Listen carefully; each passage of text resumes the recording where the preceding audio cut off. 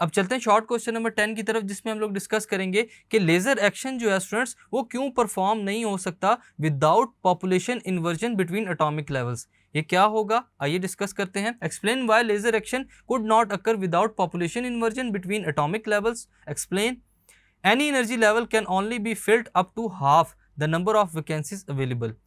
जितने भी energy levels होते हैं स्टूडेंट्स वो हाफ फिल्ड होते हैं, चाहे उसके अंदर कितनी भी नंबर ऑफ वैकेंसीज अवेलेबल हों।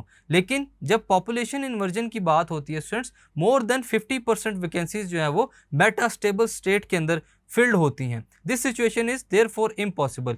ऐसी सिचुएशन है तो impossible, so that once population inversion is achieved.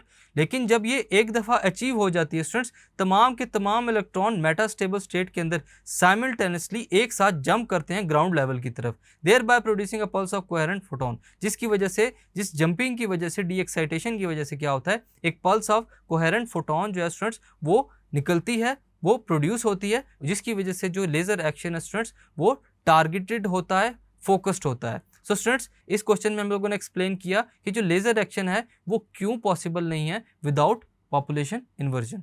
Thank you.